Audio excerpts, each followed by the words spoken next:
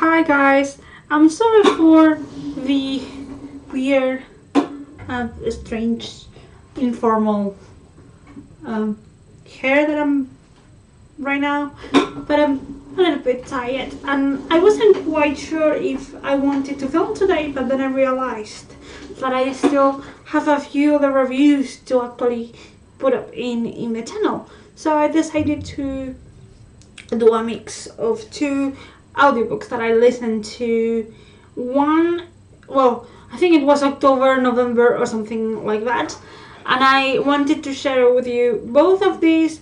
I don't have them physically with me because I listened to them through the BBC radio player. I normally listen to Radio 4 and Radio 3 to kind of broadcasting radio channels that actually, and that's why I like them so much, they do radio dramatization of classics. And I've listened to The Merchant of Venice, as I've already told you, but I also listened this time to We Always Live in the Castle by Shirley Jackson, and I've listened to, I think it's called Ordeal of Innocence by Agatha Christie. So those are the books that we are going to be discussing today. If you by any chance are new in the channel or you just pop by just out of random circumstances, I am here to tell you that hi, my name is Clara and I'm the owner of this channel, The Ink Path, where I basically talk about books in English, as you are probably sensing now, and in Spanish, which is my mother tongue. Obviously, you are in the review kind of playlist, which is the playlist where I mainly talk in English about books. And my idea is to actually chat with you a little bit about my impressions on both audiobooks. So I leave you everything down below. I leave you all the social media accounts that this channel is linked to. I also leave you my Amazon wishlist so you can actually see what I'm after, and I also leave you, things. If you want to subscribe, the button is, I think, over there as well, and don't forget to click the little bell so YouTube knows how to notify you when I'm uploading a video such as this one. So without further ado, let's start into the review, okay?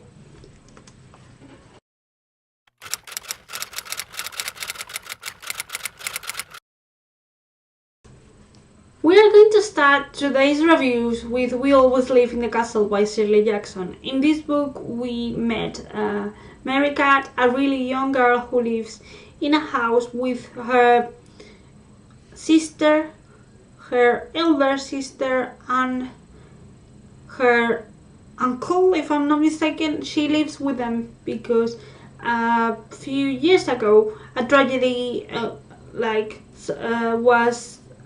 occurred or happened in the family, and his parents died, and they live in this kind of semi-isolated house, not very far from the village, but the closest village is not also very near. So the people that live in the village are kind of scared of the house, of what happened years ago, and you don't know what happened years ago when in this case, the dramatization starts. However, through the whole story, you know the characters that live with Mary Cat, what happened then, and what happened when an kind of distant cousin of some sort appears in the house, visits them in the house. And I wasn't quite sure about this book, but I've heard good things about it. I heard that the style of Shirley Jackson was very good, and the mystery, kind of a scary, spooky elements of the story were very, very, very well done. I know that I actually didn't listen to the proper or I didn't read the book itself. I listened to an adaptation.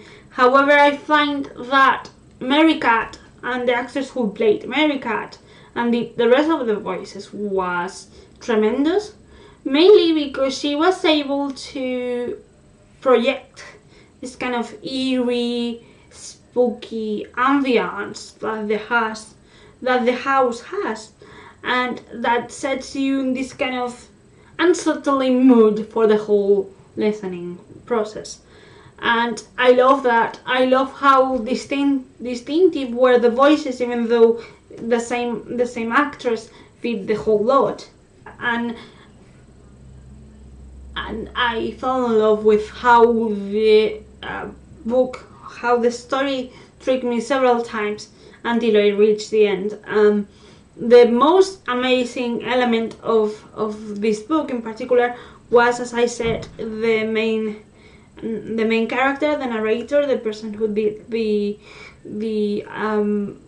whole different portrayals of the characters, but especially Mary Cat. Mary Cat is now one of my favorite protagonists in literature, mainly because she's complex and way more older than she looks, and she actually is. And I love also how realistic as well as spooky the book is. And I say realistic because through this story we know that the people in the village near where Mary Cat lives, they hate this family. They're very suspicious about them.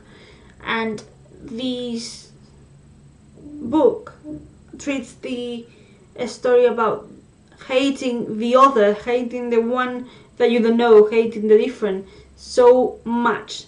And it treated it so very well, in the sense that I remember that when I studied sociology in journalism, in my journalism degree, we were discussing how the sociological theory about the others and the concern about the one that is different and the hatred that later on develops in this kind of theory about how human respond is very well depicted, very well described and integrated in this story. And the next book I'm going to talk about is Ordeal of Innocence by Agatha Christie. I'm hoping I'm saying it right. I will probably post the cover as well over here.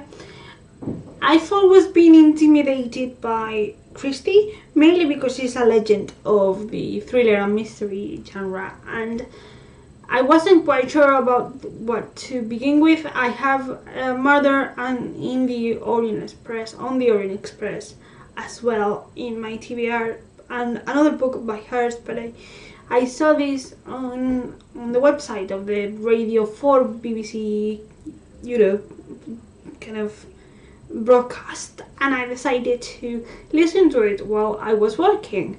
Funny enough, I was more intrigued by who murdered the main character, or the victim in this case, who is not the main character, I'm sorry, than the prepared work. But let's go back to what Ordeal of Innocence is about. Ordeal of Innocence tells the story of a scientist who suffers an accident and ends up in a coma in the hospital. And when he wakes up later on, that's when the story begins, he knows by the press that a really young man, has died in prison because of an illness, and that he was convicted of murdering his mother. I think it was 1 year ago or something like that. And he realizes that he knows that man because he picked him up a year ago to let him at his parents' house. The thing is that, according to the press, the timing, or the time where the murder was committed, he was actually talking to the young man in his own car on the way to this house. So obviously the man that has died cannot be the murderer, because he was the scientist was driving him home.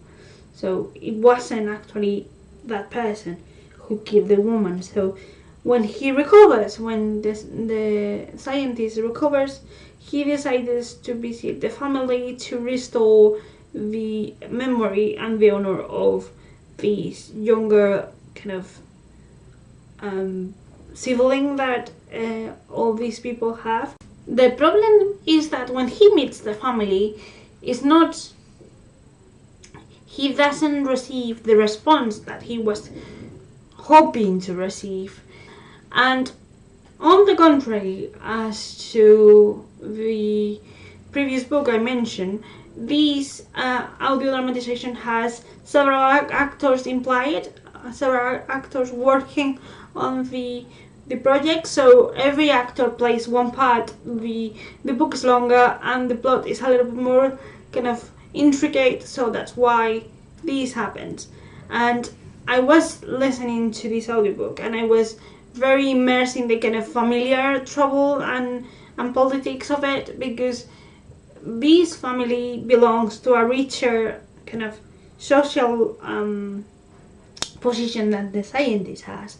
So they have these intricate ideas of what happens if this goes off, if the reality goes to the press. So they are all trying to kind of cover each other up, and there's kind of past kind of grudges that resurface when this stranger comes to the house to actually help out. It's actually more complicated than that.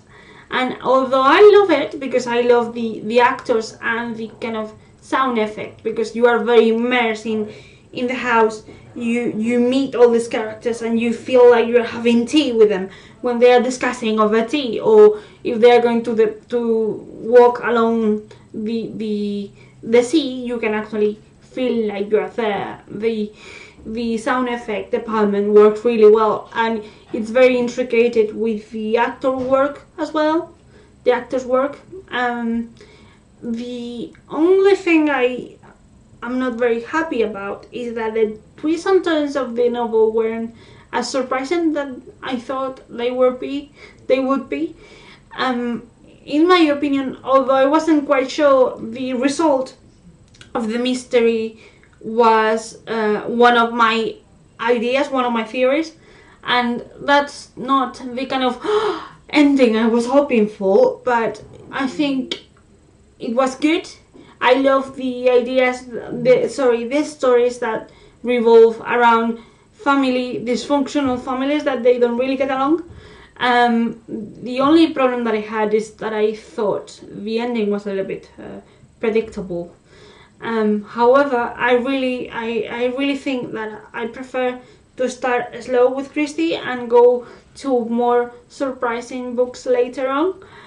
But as a production of radio dramatization, it was pure delight, and it was very, very interesting to see them intertwine, the actors and the sound department and the narrator voice. So I really love this production, even though the plot wasn't as bright as I was hoping.